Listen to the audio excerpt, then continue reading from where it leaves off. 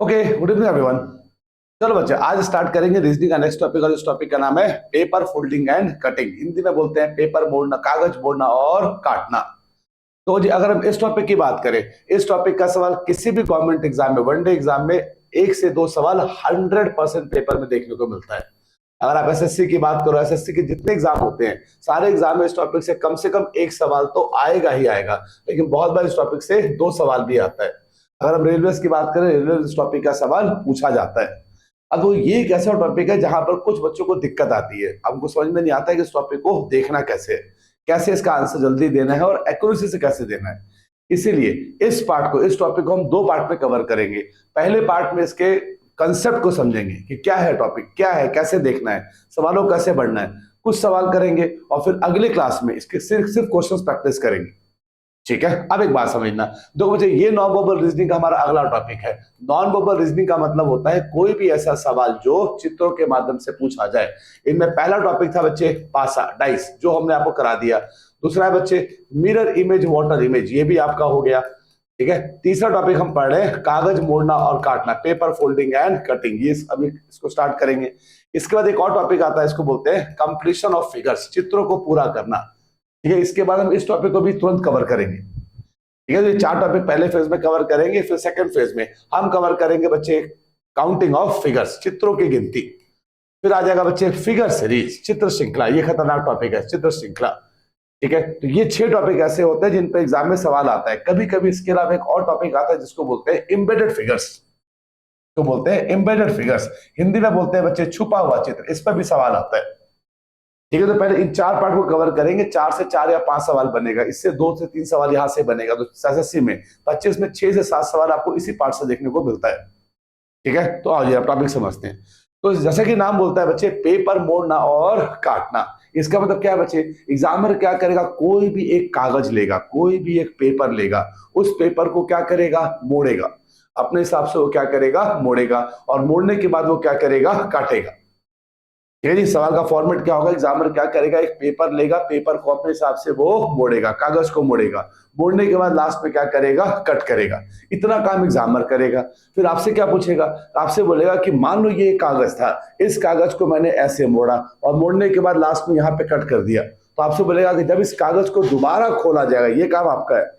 Examiner paper को मोड़ेगा, आपको paper को खोलना है। तो एग्जामिनर बोलेगा जब इस पेपर को दोबारा खोला जाएगा तो खोलने के बाद इस पेपर में कैसा चित्र बना होगा, ये सवाल का फॉर्मेट है। Format clear? कागज मोड़ना और काटना का मतलब एग्जामिनर कागज लेगा, मोड़ेगा, काटेगा। आपका काम क्या है, आपको बताना है कि जब इस पेपर को दोबारा खोला जाएगा तो उस पेपर में कैसा चित्र बना होगा। 4 ऑप्शन देगा, आपको बताना ऑप्शन में से कौन सा ऑप्शन सही होगा। चलो पहले कंसेप्ट समझते हैं। अब देखो, जैसा कि नाम है पेपर मोड़ना और काटना, तो पहला कंसेप्ट, जब भी हम किसी भी चीज को मोड़ते हैं, जब भी हम किसी भी चीज को मोड़ते हैं तो मोड़ने के 2 तरीके होते हैं। किसी भी चीज को 2 प्रकार से मोड़ा जा सकता है। पहला होता है बच्चे सिमेट्रिकल फोल्डिंग, पहला होता है सिमेट्रिकल, समान रूप से मोड़ा जाएगा, या दूसरा होता है एसिमेट्रिकल, असमान रूप से मोड़ा जाएगा। जब भी आप किसी भी चीज को मोड़ोगे, या तो वो सिमेट्रिकल होगा, समान रूप से मोड़ा जाएगा, या तो वो असमान रूप से मोड़ा जाएगा। अब इसका क्या मतलब है, सुनना ध्यान से। मान लो मैंने क्या किया, एक कागज लिया। कागज किस प्रकार का है बच्चे, मान लो वृत्तीय आकार में, सर्कल में है। मान लो मैंने कागज लिया वृत्तीय आकार में। अब एग्जामिनर जहां पर भी जिस भी रेखा से उसको मोड़ेगा, उसको दर्शाने के लिए वो क्या करेगा, आपको एक डॉटेड लाइन देगा, ऐसे दिखाएगा सवाल में, आपको ऐसे डॉटेड लाइन दिखेगा। इस डॉटेड लाइन का मतलब क्या होता है कि यहां से इस चित्र को मोड़ा गया। समझो कंसेप्ट, समझो, यहां से इस चित्र को मोड़ा गया। अब कैसे मोड़ा गया, तो 2 केस हो सकता है, ऊपर वाला पोर्शन को उठा के नीचे रखेगा, या नीचे वाले पोर्शन को उठा के ऊपर रखेगा। अब उसने कैसे मोड़ा, इसको बताने के लिए वो क्या करेगा, एक एरो लगा देगा ऐसे। समझो कंसेप्ट चल रहा है, ध्यान देना कंसेप्ट पे। कंसेप्ट क्लियर, सवाल अपने आप बनना स्टार्ट हो जाएगा। तो एग्जामिनर क्या बोल रहा है कि मान लो मेरे पास एक सर्कल में एक पेपर था, कागज था। इस कागज को मैंने इस लाइन से क्या कर दिया, मोड़ दिया।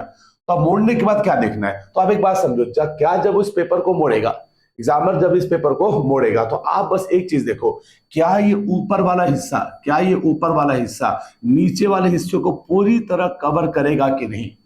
क्या ये ऊपर वाला हिस्सा नीचे वाले हिस्से को पूरी तरह कवर करेगा कि नहीं, पूरी तरह ढकेगा कि नहीं।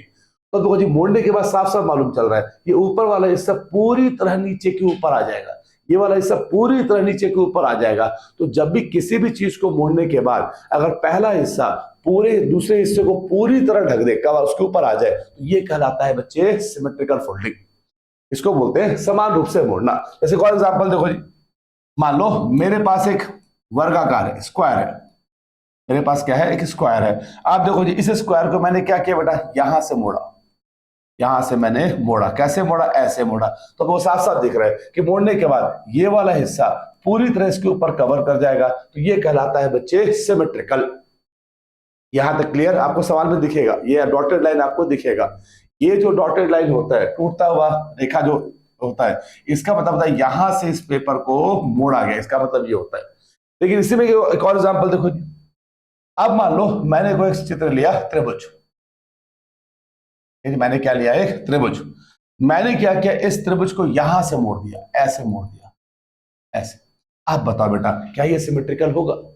आप बताओ क्या ये सिमेट्रिकल होगा? मतलब आप बताओ कि क्या इस मोड़ने के बाद क्या ये ऊपर वाला हिस्सा क्या नीचे वाले हिस्से को पूरी तरह ढकेगा? क्या बिल्कुल नहीं ढकेगा। तो अगर मोड़ने के बाद अगर पहला हिस्सा दूसरे हिस्से को पूरी तरह कवर ना कर पाए, तो ये कहलाता है बच्चे असिमेट्रिकल, असमान रूप से मोड़ा गया। ठीक है, तो जब भी असिमेट्रिकल आएगा तो आपको करना क्या बच्चे, तो अब आप देखो कि अगर ये इसको पूरी तरह कर नहीं ढकेगा तो कहां तक ढकेगा, कहां तक जाएगा? कहने का मतलब क्या बच्चे, जब मैं इस चित्र को मोड़ूंगा तो ये वाला हिस्सा, ये वाला हिस्सा कुछ ऐसे आया होगा, कुछ ऐसे आया होगा। बात समझ में? ये आपको एनालाइज करना है पेपर में। सिमेट्रिकल में दिक्कत नहीं, क्योंकि पूरी तरह ढक देगा उसमें कोई दिक्कत है नहीं। लेकिन जब भी पूरी तरह ना ढके, असिमेट्रिकल आ जाए, तो उस केस में आपको ये भी देखना पड़ेगा वो कहां तक जाएगा। जैसे फॉर एग्जाम्पल देखो, आप और एग्जाम्पल देखो, जैसे मान लो मैंने फिर से एक स्क्वायर ले लिया, मैंने क्या किया, स्क्वायर ले लिया।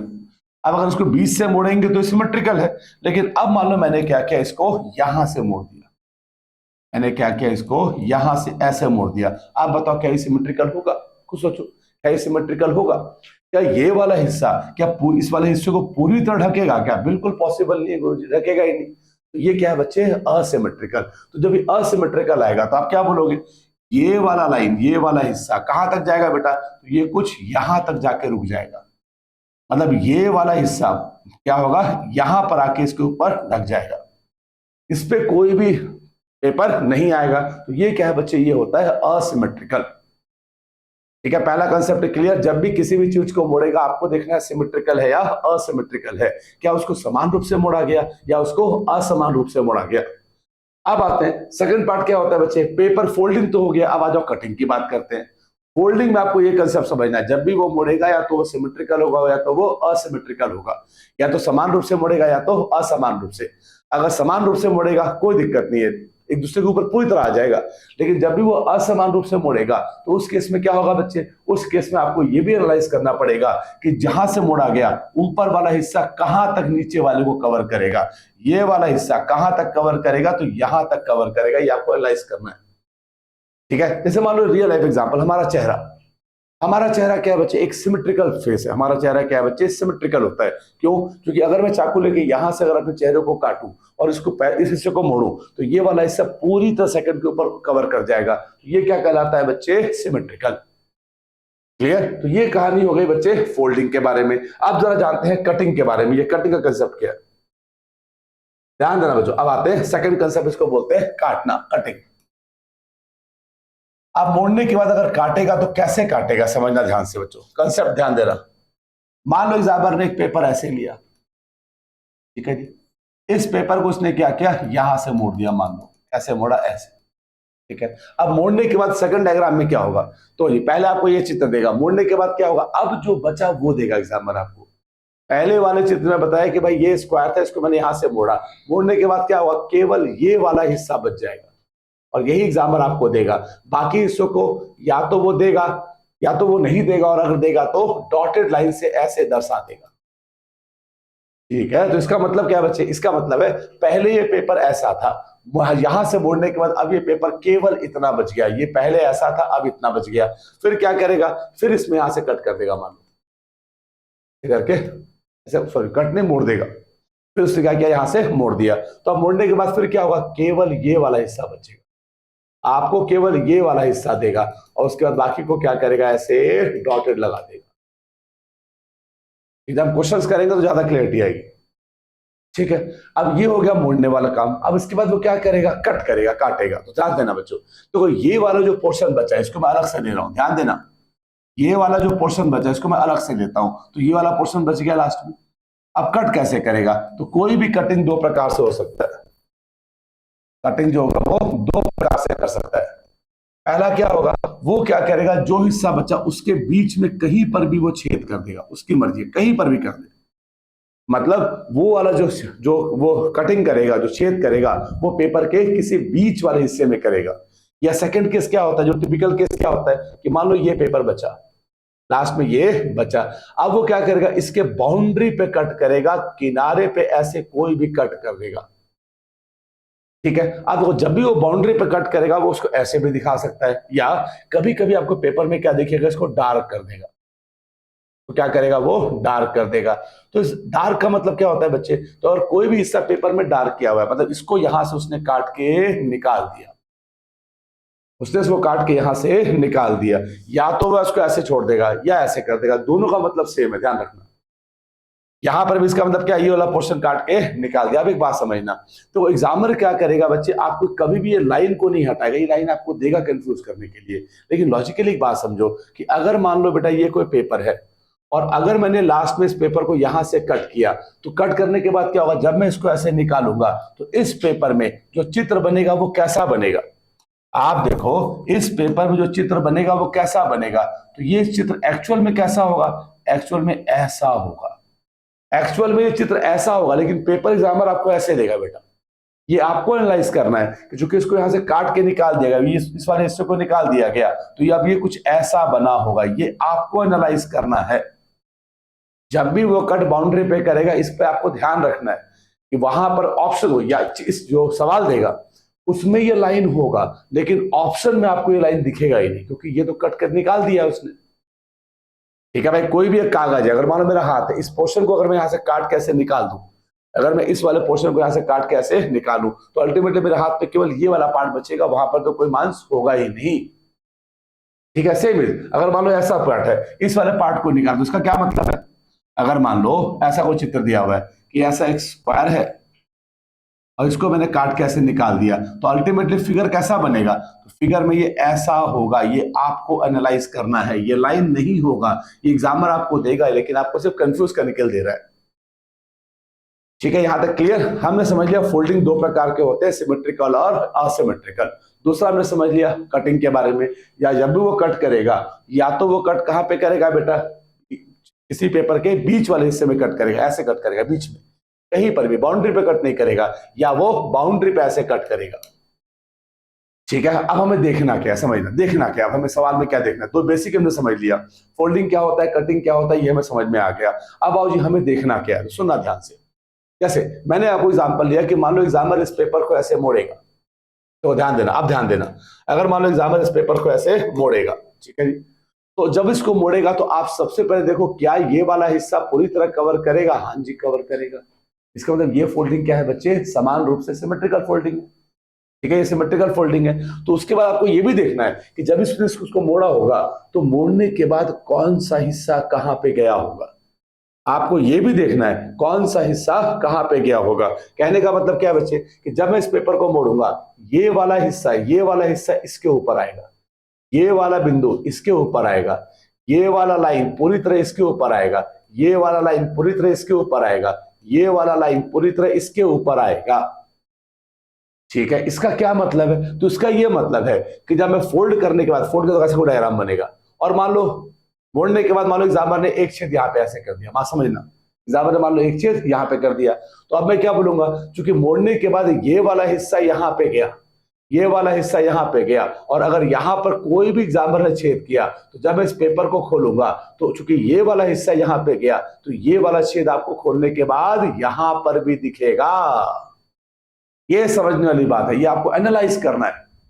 ठीक है। ऐसे इसमें देखो जी, अगर मान लो मैंने एक छेद यहाँ पे कर दिया, एक छेद यहाँ पे कर दिया, तो अब आप क्या बोलोगे कि अच्छा जी ऊपर से नीचे गए तो ये वाला पोर्शन यहाँ पे आ गया, ये वाला पोर्शन यहाँ पे आ गया, इसके अंदर मोड़ने के बाद ये वाला पार्ट कहाँ पे आ गया बेटा, यहाँ पे, ये वाला पार्ट कहाँ पे आ गया, यहाँ पे। इसका मतलब अगर यहाँ पे छेद किया, जब इस पेपर को खोलूंगा तो इसका एक प्रतिबिंब यहाँ पर भी दिखेगा, और जिस लाइन से मोड़ रहा है, जिस लाइन से मोड़ रहा है उसके अगल बगल किया गया हिस्सा दोनों तरफ दिखेगा। जहां से उस पेपर को मोड़ रहा है उसके अगल बगल दोनों तरफ दिखेगा। तो अगर देखो जी एक यहाँ पे है तो एक यहाँ पर भी होगा, या इसको आप ऐसे भी समझ सकते हो। और आसान करने के लिए एक तरीका ये भी होता है कि जब भी आप पेपर को नीचे से ऊपर की तरफ खोलोगे, जब भी आप पेपर को नीचे से ऊपर की तरफ खोलोगे, वो बनेगा उसका जल प्रतिबिंब, वो बनेगा जल प्रतिबिंब जो हमने क्लास में कवर कर लिया है। और जब भी दाएं से बाएं या बाएं से दाएं जाएगा, वो बनेगा उसका दर्पण प्रतिबिंब। समझो ध्यान से, नीचे से ऊपर जाएगा, ऊपर से नीचे खोलोगे पेपर को तो बनेगा वो वाटर इमेज। जब भी राइट से लेफ्ट खोलोगे, लेफ्ट से राइट खोलोगे, वो क्या बनेगा बच्चे, वो बनेगा उसका मिरर इमेज।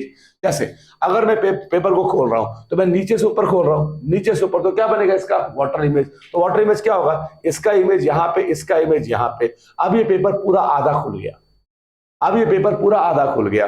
फिर क्या बोलेंगे, जब मैं फाइनली इस पेपर को, उसने ऐसे बंद किया था, मैं ऐसे खोलूंगा, जब मैं इस पेपर को फाइनली खोलूंगा तो चूंकि राइट से लेफ्ट जा रहा हूं, राइट से लेफ्ट खोल रहा हूं, तो ये क्या बनेगा इसका मिरर इमेज। राइट से लेफ्ट जा रहा हूं तो मिरर इमेज दर्पण प्रतिबिंब बनेगा। तो इसका प्रतिबिंब कैसा बनेगा, इसका यहाँ पे बनेगा, ये दो यहाँ पे है तो ये दो यहाँ पे होगा, इसका यहाँ पे बनेगा, और ये हो जाएगा मेरा फाइनल आंसर। अरे बात समझ में आई, अरे बात समझ में आई। मतलब आपको क्या करना है बच्चे कि आपको ये देखना है कि जब उसने पेपर को मोड़ा तो कैसे मोड़ा, उसके बाद देखो जिसने कट किया तो कट कैसे किया। इतना एनालाइज करने के बाद फिर आगे आपका काम स्टार्ट होगा। उसने मोड़ दिया, आप क्या करोगे, पेपर को खोलोगे। ठीक है, अब देखो सवाल पे कैसे लगाएंगे इसको, सवाल पे कैसे लगाएंगे, ध्यान देना, सवाल पे कैसे लगाएंगे। तो इतना सब कुछ नहीं करने का हो सकता एग्जाम में, एग्जाम में इतना नहीं करना है बेटा। एग्जाम में क्या करेंगे, 2-3 स्टेप में आंसर आएगा। तो आपको सवाल पर समझाता हूं आंसर कैसे निकालेंगे।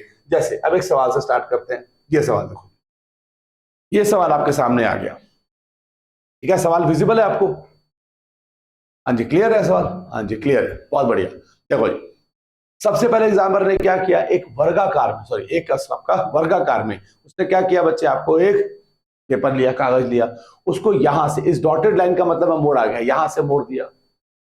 फिर मोड़ने के बाद देखो केवल ये हिस्सा बच गया।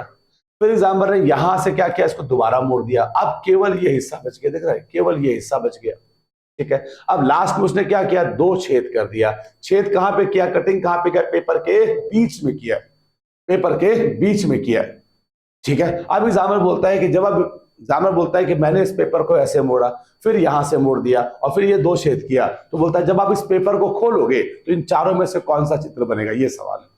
अब करते कैसे हैं, तो सबसे पहले क्या करना है, आपको ध्यान क्या रखना है, एग्जामिनर क्या करेगा, एक्स से जाएगा वाई पे, वाई से जाएगा जेड पे, पेपर ये लेगा, उसको मोड़ने के बाद ये बनेगा, फिर ये बनेगा और छेद करेगा। एग्जामिनर ये काम करेगा। क्योंकि एग्जामिनर पेपर को मोड़ रहा है और आपको पेपर को खोलना है, तो आप बिल्कुल उल्टा काम करोगे, आप बिल्कुल उल्टा काम करो। मतलब एग्जामिनर गया एक्स से वाई, वाई से जेड, आप जाओगे जेड से वाई और वाई से एक्स। बहुत बार आप देखोगे यहां तक आने का नौबत पड़ेगा, यही पे आंसर आ जाएगा आपका। साथ में चूंकि ये सवाल नॉन वर्बल रीजनिंग का है और हमने मिरर इमेज वाटर इमेज में देखा था, हम ऑप्शंस को इलिमिनेट करेंगे। पासर में भी क्या करते हैं, ऑप्शंस को इलिमिनेट करते हैं बेटा, ऑप्शन काट के बनाओ। तो अब देखो सबसे पहले क्या करना है, अब जब भी आप सवाल को बनाओगे, आप सबसे पहले केवल लास्ट वाले चित्र को देखो, केवल लास्ट वाले को। क्या देखना है लास्ट वाले में, तो लास्ट में मैंने ये देखा बच्चे कि सब कुछ मोड़ने के बाद एग्जामिनर क्या करेगा बच्चे, उसने इस हिस्से में ये 2 कट किया है, उसने इस हिस्से में ये 2 कट किया है। तो कंसेप्ट क्या बोलता है बच्चे कि देखो जी, अब मैं इस पेपर को खोलूंगा तो ये कट और कहीं भी जा सकता है, बट ये पक्का है कि ये 2 कट यहां पर तो होगा ही होगा। ऑप्शन में आपको ये 2 कट इस हिस्से में दिखना चाहिए। आओ जी पहले ऑप्शन पे आते हैं। पहला ऑप्शन देखा, हाँ जी ये 2 कट तो दिख रहा है। सेकंड में, तो सेकंड में क्या दिख रहा है आपको, देखो जी ये बीच में कट आ रहा है, बीच में तो कोई है ही नहीं। लास्ट वाला चित्र हूबहू बनना चाहिए, हूबहू, कोई बदलाव नहीं, क्योंकि लास्ट हमारा फाइनल पार्ट है जहां पर उसने कट किया हुआ है, वो तो फिगर में एज इट इज बनेगा। वो कट कहीं और जाएगा, बात की बात है, लेकिन ये वाला पार्ट तो सेम रहेगा ना। तो इसका मतलब बीच में यहां पर ही कैसे आ गया, जब यहां पर बीच में नहीं है तो यहां पे कैसे आ गया, ये ऑप्शन तो नहीं है। यहाँ पे देखो बेटा ऐसे करेंगे हो सकता है, यहाँ पर भी हो सकता है, मान लिया हो सकता है, चलो मानने में क्या है, मान लेते हो सकता है। ठीक है, तो मेरा पहला स्टेप से क्या हुआ बेटा, पहले स्टेप से मेरा डी ऑप्शन तो चला गया। अब आओ सेकंड पे, अब आओ वाई पे। तो वाई में क्या देखा बच्चे, उसने ऊपर से नीचे गया, ऊपर से नीचे, तो मैं क्या जाऊंगा, नीचे से ऊपर। अब ऊपर जाना है आपको, अब पेपर को आपको खोलना है, एनालाइज करना है बस। अब देखो जी, जब उसने मोड़ा होगा तो ये वाला हिस्सा पूरी तरह इसको ढक देगा, मतलब ये क्या है बेटा, सिमेट्रिकल। ये क्या है बेटा, सिमेट्रिकल। तो जब इसको मोड़ा होगा तो ये वाला हिस्सा कहां गया होगा, यहां पे, ये वाला बिंदु यहाँ पे, ये वाला लाइन यहाँ पे, ये वाला लाइन पूरी तरह इसके ऊपर गया होगा। और जहां से मोड़ा है उसके अगल बगल किया गया हरकत दोनों तरफ दिखेगा। तो आप देखो जी, जब मैं इस पेपर को खोलूंगा, चूंकि ये वाला हिस्सा यहाँ पे गया, तो चूंकि मोड़ने के बाद एक कट उसने यहां किया, तो जब मैं खोलूंगा एक कट मुझे यहां पर भी दिखेगा। पक्की बात है, एक कट मुझे वहां पर भी दिखेगा। और चूंकि इस लाइन से फोल्ड किया तो इसके अगल बगल किया गया हरकत दोनों तरफ दिखेगा, तो इसका एक प्रतिबिंब आपको यहां पर भी दिख जाएगा। बात समझ में आ रही है बच्चों? ठीक है, देखने का तरीका समझो आप, ऐसे क्वेश्चन सॉल्व करने से नहीं होगा, तरीका समझो कैसे देखना है। लास्ट वाले पार्ट को देखा, एक ऑप्शन चला गया, अब उसको, अब मैं क्या बोलूंगा, जब मैं इस पेपर को खोला तो ये 4 पार्ट दिखना चाहिए, मतलब इसके आधे वाले हिस्से में ये 4 तो होना चाहिए, आधे वाले हिस्से में ये 4 तो होना चाहिए। अब चेक करो, आधा लो, आधा लिया, हाँ जी 4 तो है, ये तो कट चुका है। तो जैसे मैं इसको आधा करूंगा, क्या 4 आ रहा है इसमें? नहीं आ रहा। और एक मुझे ऊपर चाहिए, ऊपर तो कोई है ही नहीं, देखो ना, एक मुझे ऊपर चाहिए, ऊपर तो है नहीं, ये ऑप्शन तो गया। इसमें देखो ये ऐसे कैसे हो सकता है, तीनों साथ कैसे आएगा, आपको सोचो ना, तीनों साथ कैसे आएगा। मुझे एक वाला यहाँ पे चाहिए, वो भी यहाँ पे नहीं, तो ये भी चला गया, 3 ऑप्शन उड़ गया, तो आंसर आ गया ऑप्शन नंबर ए। अरे बात समझ में आया? ठीक है, आपको बस पेपर को, वो पेपर को मोड़ेगा, आपको पेपर को खोलना है, इस बात को समझो। आपको देखना है कि मोड़ने के बाद कौन सा हिस्सा कहां पे गया होगा, और उसके बेसिस पे आंसर देंगे। चलो जी, लेट्स स्टार्ट क्वेश्चन नंबर 2। चलो बना दो, बहुत ही आसान सवाल, बहुत ही आसान सवाल। देखो जी, पेपर लिया, उसको पहले ऐसे मोड़ दिया, फिर इसको नीचे मोड़ दिया, यहां पे छेद कर दिया। छेद कहां पे किया, लास्ट में ये वाला पोर्शन कट करके निकाला है उसने। चलो जी, आओ जी, तो अब मैं क्या बोलूंगा, सबसे पहला चीज कि ऑप्शन के सारे ऑप्शन में इस वाले हिस्से में ये वाला होना चाहिए सेम। यहाँ पे देखो ये वाला तो है, यहाँ पे देखो ये वाला तो है, यहाँ पे देखो ये वाला तो है, यहाँ पे देखो ये वाला तो है, चारों में कोई बात नहीं। अब इस पे आओ, ऊपर से नीचे गया, मैं नीचे से ऊपर जाऊंगा, तो जब भी नीचे से ऊपर जाएंगे क्या बनेगा, ये इसका जल प्रतिबिंब बनेगा। तो देखो जी, त्रिभुज क्या होता है, जल प्रतिबिंब में त्रिभुज क्या होगा, उल्टा। तो ये त्रिभुज कुछ ऐसा बनता हुआ दिख जाएगा, उल्टा बन जाएगा, त्रिभुज क्या होगा, उल्टा बनता हुआ दिखेगा। अब आप पहले ऑप्शन देखो, ये ऐसे कैसे हो सकता है त्रिभुज, तो भाई अगर ये वाला इसका जो शीर्ष है, अगर ये बिंदु की तरफ है, सेंटर की तरफ है, तो ये भी तो केंद्र की तरफ ही होगा। ये तो गया, ये तो गया, यहां पर कोई भी नहीं है, ये भी चला गया, ऑप्शन नंबर डी। देखो सेकंड डायग्राम में आते ही मेरा आंसर सामने आ जाता है। अरे बात समझ में आ रही है आप लोगों को? बहुत ध्यान से चीजों को समझो, वीडियो को 2-3 बार देखो, तब जाकर चीजें समझ में आ जाएंगी, क्लैरिटी तब आएगी। आओ जी, तीसरे सवाल पे आओ। आप देखो जरा, इस सवाल में इसने कट कहां पे किया, बाउंड्री पे कट किया, बाउंड्री, ये बाउंड्री पे कट कर रहा है। इसका मतलब अगर इस डायग्राम को मैं तोड़ के बनाऊं तो ये डायग्राम कुछ ऐसा होगा, ये ऐसा होगा, ठीक है, ये वाला पार्ट ऐसा होगा। आप देखो जी, उसने ऊपर से नीचे गया, मैं नीचे से ऊपर जाऊंगा, जैसे ऊपर जाऊंगा तो एक 2 सर्कल मुझे यहां पे दिखेगा, इस पे 2 सर्कल बनना चाहिए, 2 सर्कल बनना चाहिए। आप देखो जी, अगर मैं इसको ऐसे यहां से तोड़ू तो यहाँ पे 2 सर्कल तो नहीं है, यहाँ पे गलत, यहाँ पे बिल्कुल है 2 सर्कल। आधा करो, ये 2 सर्कल तो नहीं है, ऑप्शन नंबर सी। अरे बात समझ में, आधे हो, देखो आधे वाले पोर्शन में ये 2 सर्कल होना चाहिए। आप आधा करो ना इस चित्र को, आधा करो कोई आएगा ही नहीं, आधा करो नहीं आएगा, आधा करो एक ही आ रहा है, तो ऑप्शन नंबर सी। अरे बात समझ में आ रही है आप लोगों को, कंसेप्ट समझ में आ रहा है, क्लैरिटी आ रही है बेटा? आओ जी, तीसरा सवाल, बहुत ही बेहतरीन सवाल, बहुत ही बेहतरीन सवाल। आप देखो जी, पहला अगर चित्र को देखें तो मैं क्या बोलूंगा, जब उसने इसको ऐसे मोड़ा होगा तो ये सिमेट्रिकल, ये फोल्डिंग सिमेट्रिकल तो नहीं है, ये सिमेट्रिकल फोल्डिंग नहीं है, मतलब इस मोड़ने के बाद ये वाला हिस्सा कुछ इस तरह यहां तक ऐसा कुछ आया होगा, ये एनालाइज करना है। और जब इसने इसको ऐसे मोड़ा होगा, ये भी इसको पूरी तरह रखेगा तो ये भी सिमेट्रिकल नहीं है, तो ये वाला पोर्शन कुछ इस तरह यहां तक आया होगा। ये आपको ऐसे एनालाइज करना है, एनालाइज करना है, बड़ी बात को समझो, ठीक है। आओ जी, आंसर निकाल दे। सबसे पहले लास्ट पे आओ, सबसे पहले मेरे सारे ऑप्शन में इस वाले हिस्से में ये चीज तो होना चाहिए, ये चीज तो आना चेक करें, पहले में तो है, दूसरे में तो है, तीसरे में देखो ये कैसे आ गया, यहां तो सर्कल चाहिए था, यहां ट्रायंगल कैसे आ गया, ये ऑप्शन तो गया, ये भी तो है, ठीक है, एक ऑप्शन गया। अब सेकंड पे, सेकंड में क्या किया, नीचे से ऊपर ले गया, तो मैं ऊपर से नीचे जाऊंगा, ऊपर से नीचे मतलब क्या बनेगा इसका, जल प्रतिबिंब, क्या बनेगा इसका, वाटर इमेज। तो देखो जी, ये ट्रायंगल या ये वाला, देखो ये वाला हिस्सा मोड़ने के बाद ये वाला हिस्सा यहां पे गया होगा, तो जब मैं इसको खोलूंगा तो ये वाला त्रिभुज उल्टे आकार में यहां पर मुझे दिखेगा, उल्टे आकार में दिखेगा यहाँ पे, आओ जी, और ये दो वाला ऐसे दिखेगा। इसका मतलब मेरे ऑप्शन में ये इस वाले पार्ट पे, मेरे ऑप्शन में इस वाले पार्ट पे ये डायग्राम तो होना चाहिए। आप चेक करो, देखो यहां पर दो सर्कल एक ट्रायंगल, ट्रायंगल, दो सर्कल एक ट्रायंगल, ट्रायंगल। देखो जी, इस वाले पोर्शन में दो सर्कल तो मिसिंग है, ये भी चला गया, दो सर्कल ट्रायंगल, ट्रायंगल बिल्कुल सही है, यहां पर भी दो सर्कल ट्रायंगल, ट्रायंगल बिल्कुल सही है, दो ऑप्शन बच गया। अब जरा पहले पे आओ, तो पहले में क्या देखा बेटा कि जब मैं इसको ऐसे मोड़ूंगा तो ये वाला हिस्सा, समझना बेटा, ये वाला हिस्सा कुछ ऐसे गया होगा, कुछ ऐसे गया होगा। अब देखो जी, मोड़ने के बाद, मोड़ने का फिर समझो, ये वाला हिस्सा कुछ ऐसे गया होगा, ठीक है। अब एक बात समझना कि अगर यहां पर इसके अंदर अगर दो छेद आ चुका है, अगर यहां पे दो छेद आ चुका है, तो जब मैं इसको खोलूंगा तो यहां पर भी तो दो छेद आएगा भाई। जब इसको मोड़ा होगा, ये इस मोड़ने के बाद इस वाले पार्ट के अंदर अगर दो छेद है, तो खोलने के बाद भी यहां पे दो हो तो बनेगा, दो पंच तो बनेगा, तो ऑप्शन में यहां पर दो सर्कल भी होना चाहिए। अब देखो जरा ऑप्शन में ट्रायंगल कैसे आएगा, अगर यहां पे सर्कल है तो यहां भी सर्कल ही तो बनेगा जब इसका इमेज बनाएंगे, तो ये भी गलत है, ऑप्शन नंबर दूसरा। अरे कंसेप्ट क्लियर, चलो पांचवें सवाल पे आओ, बताओ क्या आंसर है। ये तो आसान सवाल है, ये तो आसान सवाल है बेटा, इसमें तो सेकंड स्टेप पे भी नहीं जाएंगे।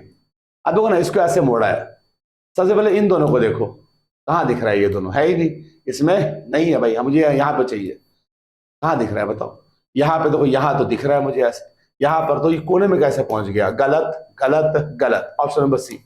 अगर ये भी नहीं दिखा तो ऐसे देख लो बेटा, अगर ये भी नहीं दिखा तो ऐसे देख लो कि जब इसने इसको ऐसे फोल्ड किया होगा, जब इसको इसने ऐसे फोल्ड किया होगा तो ये वाला हिस्सा कुछ इस तरह ऐसे गया होगा, और ये वाला हिस्सा कुछ इस तरह ऐसे गया होगा। इसका मतलब फोल्ड करने के बाद इसके अंदर सर्कल आएगा, तो खोलूंगा तो यहां भी सर्कल आएगा, इसको खोलूंगा तो यहां भी सर्कल आएगा, चार सर्कल वाला, option number C. Concept clear, ठीक है। तो यहां पर अभी हमने 5 सवाल डिस्कस किए बेटा, 5 सवाल डिस्कस किए कंसेप्ट समझाने के साथ। आप इसी वीडियो को एक दो बार और देखो ताकि आपको पहले कंसेप्ट समझ में आ जाए, और इसके बाद अगले वीडियो में हम इसी पे क्या करेंगे, प्रैक्टिस करेंगे। आपको अगले वीडियो में 20-25 सवाल मैं कराऊंगा, जिससे क्या होगा, चीजें आपको निखर के सामने आ जाएंगी, कंसेप्ट क्लियर होगा, ठीक है। तो उम्मीद करता हूं बेटा पहला कंसेप्ट आपको इस टॉपिक का क्लियर हुआ होगा, और बहुत जल्दी मिलेंगे हम सेकंड वीडियो में, जहां पर मैं आपको कराऊंगा इस पे प्रैक्टिस क्वेश्चंस, ठीक है। तब तक के लिए thank you so much, God bless you और take care, love you all, thank you so much, good bye.